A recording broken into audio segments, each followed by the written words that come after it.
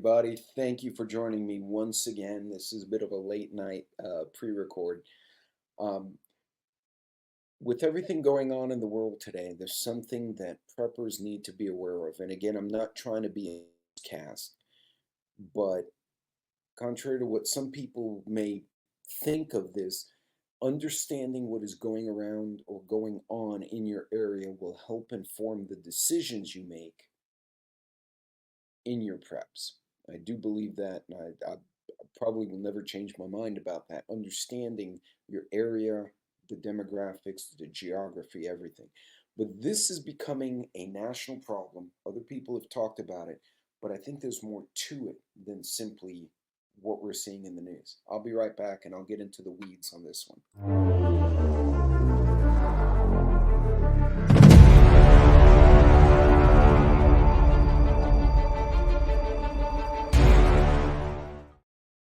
All right, so welcome back, everybody, and don't forget to like and subscribe if you have any questions. I normally premiere these videos, and I will be in the video chat.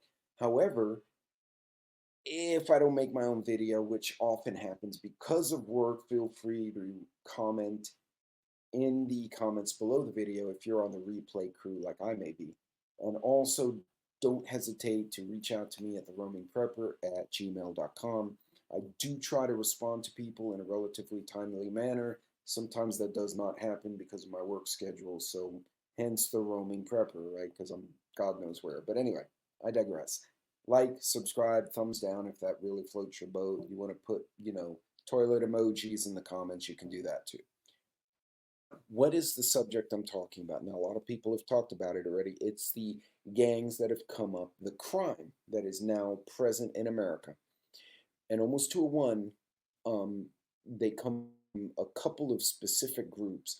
Now, in West Texas, they're seeing some Cuban gangs of recently arrived immigrants, not immigrants who have naturalized, not people who are going through the normal process, but the Venezuelan gangs seem to be in the news a lot. I find this interesting because I think there's more to what we're seeing than this. So we're going to go back in time. So you remember earlier this year, I actually made a video that almost got me kicked off of Instagram again, which was regarding Yoselin Nungare and, Edie, God, I forgot her name, shame on me. The two young women who were killed, one in San Antonio, one in Houston. They were violated and then had their lives end. At least Jocelyn did. The other young lady apparently fought back, and the guy ended her existence as a result. Both from the same country, from Venezuela. At around that time, a Venezuelan magistrate or judge, if you will, actually made a public announcement which showed up in the news very briefly and then disappeared from American media, saying, when we release prisoners after they serve their term for murder, rape, whatever it is they do, they're not staying here because they know we may put them back in jail. They're leaving and they're coming straight to America because they think they're going to get money, and which they are. They're going to get free housing, which they are, food, etc. Not all the immigrants, I get this. There are a lot of good, hardworking people that I'm running into on a day-to-day basis in Texas, and I'm sure they're all over the place. It's a small minority rather, of this group that is causing these problems. Some are affiliated with this group called Tren de Aragua. But there's more to it. So we had the two kids and several others who were murdered by these folks. We had fights between them and the Cuban immigrants in Florida. Now, what's funny is Florida always had a big Venezuelan population of people who got run off after Chavez took over, and Maduro and all that nonsense.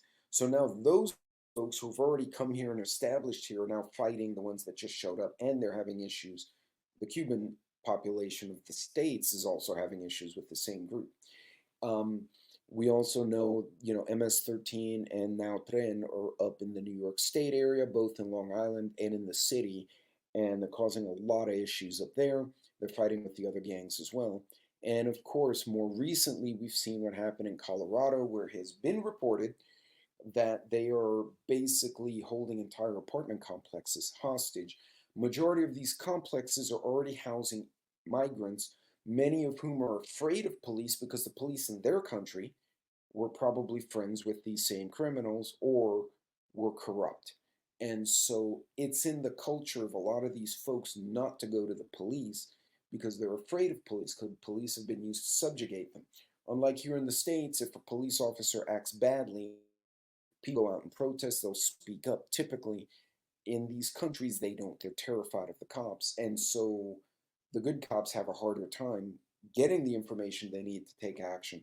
In some cases, the DA or local government isn't even enforcing. So the cops just put their hands up. They're like, well, unless I walk into it, I'm not going to mess with it because you're just going to send them right back on the street. But I think there's more to it. You notice the cities we're talking about, right? We're talking about Houston. We're talking about San Antonio. We're talking about New York City. We're talking about Denver, Colorado. Now you're hearing things about Seattle, Los Angeles. There are other big cities. These guys, a lot of them are affiliated with the narco cartels. But the government of Venezuela, one of their commanding officers is under indictment by the US for also being a narco terrorist and a narco trafficker. Um, Much like Colombia back in the day, their leading government officials are actually have their hands in the cookie jar as well. But has anyone thought of this? They've placed all these guys in all these places and they're committing all these crimes. Most of them have experience in being not only committing crimes, but being violent, use of firearms, use of other stuff. I honestly believe that these gangs are not just cartels unto themselves, they are formal, disconnected extensions of the government in Venezuela. I truly believe this. These folks are out here, they're committing crime. Everyone's looking at the crime, but what else are they doing? What are they not showing us? Or what are we not seeing?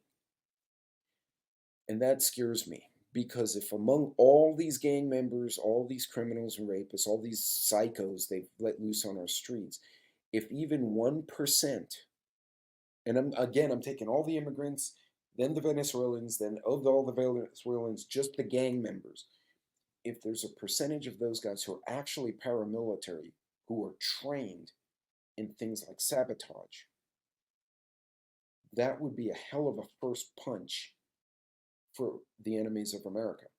Now think about that, right? China's not going to come and directly MP us because we'd missile the shit out of them and it would be a big war. It's deniable if a Venezuelan gang did it, right? And that kind of removes, because it's like, well, they're a gang from Venezuela. China has nothing. Well, Russia has nothing to do with it. Iran has nothing to do with it, and that's what scares me. And this is something I'm seeing because they're getting armed. If you've seen the videos, they're walking around in the light, sometimes broad daylight, or in the middle of the street lights with long guns. Not like the old gangbangers and gangsters of old where they tucked away and concealed unless there was a fight. These guys are walking brazenly down the street with long guns. How many of them would it take to shut down an airport?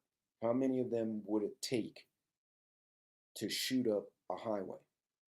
That would be a hellacious precursor attack to something bigger. Somebody wants to retake an island nation in the Pacific. Someone in Europe decides, well, I'm going to attack not just the guys I've already attacked, I'm going to attack someone else. Or somebody in the Middle East decides, oh, you know what? I'm angry at that country over there that's pretty much flat in Gaza, and I want to do something to them, but I'm afraid of the Americans. What better way to distract our military and our resources than to have an incident right here with the very people that we've let in? We're only seeing the idiot criminals on TV, the ones who are brazen.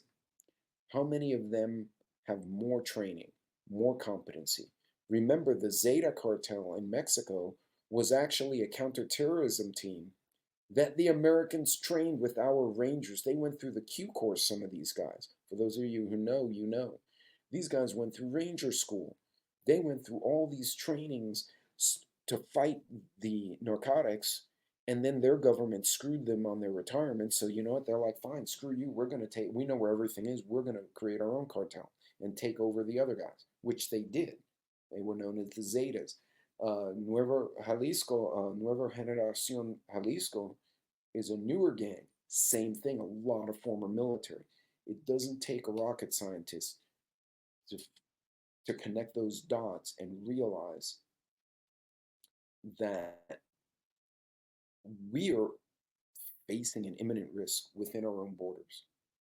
And I don't get a feeling we're doing enough about it. So, folks, what do we do about this? Obviously, we can't control the border on our own, although some people do try, and I credit them for that. You need to understand what is going on in your neighborhood. Where are new people showing up? Are they coming into your subdivision, your apartments? Are they moving out to the country? What are they doing? Right? We have a lot of hardworking folks who have come from Venezuela and Cuba. These are good people. They have their wives, their kids. Most of the ones I'm speaking to are absolutely against socialism and communism. They're like, no, because it starts all happy, happy, and then somebody ruthless takes power and they kill everyone. They've experienced it, and not years ago or generations ago. In their generation, they've experienced it. I have friends who are close to me, people I talk to on a semi-regular basis, saying the same thing. The gangs and their government are connected, but try to get that connection if something pops off, and that's scary.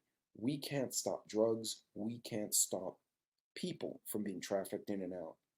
We sure as hell can't stop guns. Who's to say something greater will not happen? You need to know your area. Also understand what would you do if something happened. They attack a refinery, a chemical plant near you. They spew a bunch of garbage in the air. Kind of fire derailment, deliberate act, which some people may argue that was deliberate, but we can't prove it. Um, what if an atomic item is utilized? What if a dirty item is utilized? You guys get what I'm saying. Understand what is the prevailing wind in your area. What are the routes of escape from your area? If you have family higher risk area, for instance, they live in Houston, what routes can they take to come to you? And are they being prepared? Do they know how many dollars in cash they need to pay for tanks of gas to get to your house? If one of my kids has to come here, I got one that's 4 hours away, one that's 9 hours. The 4 hours away I know can get here on a tank of gas. The other one's going to probably have to stop. And that's the conversation you need to have with your family. Understand your geography, understand what's going on in your area. And when you meet immigrants who are doing the right things, they're trying to make a living, get to know them. Ask them, hey, what have you heard about these guys? Hey, have you heard about this? Because I'll tell you right now, the Cuban and Venezuelan immigrants I'm seeing here are pissed that these guys are coming here. They've actually straight up told me, one of my Uber drivers told me, he was a Cuban guy, and he said, we're bringing this garbage here and they're going to cause problems here, and they are affiliated with Castro. I said, how do you know? He said, because they're the same guys who used to terrorize the citizens when the government wanted to be able to deny that they did anything. And keep in mind, there's a historical precedent. You had the Nazi Party, right? Oh, bad Nazis, and they had the SS and the Gestapo.